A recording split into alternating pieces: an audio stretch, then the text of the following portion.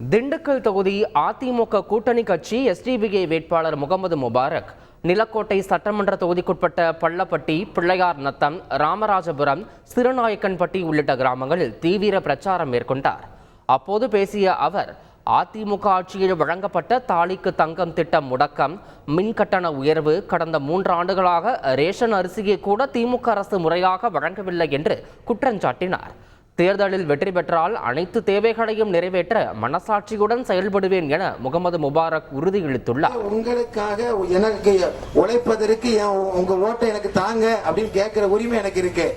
நீங்க கடமையா உங்களுடைய ஓட்டை எனக்கு நீங்க தந்தீர்கள் என்று சொன்னால், நாடாளுமன்றத்தில் உங்களுக்காக உழைப்பதே என்னுடைய கடன் என்று சொல்லி அதற்காக வேண்டி நான் உழைப்பேன். ஆடு மாடு பசு கண்ணுக்குட்டிலாம் தந்தாங்களா? அம்மா தந்தாங்களா? தாலிக்கு தங்கம் தந்தாங்களா? இல்ல. அப்ப தந்தாங்க, இப்ப தந்தாங்களா? இப்ப இல்ல. 3 வருஷமா ஒண்ணும் இல்ல. ரேஷன்ல ஒழுங்கா அரிசியாவது போடுறானா? அதுவும் இல்ல. எதையுமே இன்றைக்கு முழுசா மாசம் கரண்ட் பில்லு நாங்க போடுவோம் அப்படின்னு சொன்னாங்க. 2 மாசத்தோட கேட்ட கரண்ட் பில்ல மாசம் கெட்டுனா எவ்வளவு நமக்கு மிச்சமாகும்? மாசம் கெட்டுறேன்னு சொன்ன அந்த கரண்ட், நாங்க பில்லு போடுவோம்னு சொன்ன அந்த கரண்ட், அந்த பில்லு கூட இப்ப 2 மாசத்துக்கு ஒரு முறை வருது. சரி, பில்லு 2 மாசத்துக்கு ஒரு முறை கரெக்டா வருது, கரண்ட் ஒழுங்கா வருதா அப்படின்னு கேட்டா கரண்ட் வரல. செய்திகளை உடனுக்குடன் தெரிந்து கொள்ள உடனே சப்ஸ்கிரைப் பண்ணுங்க.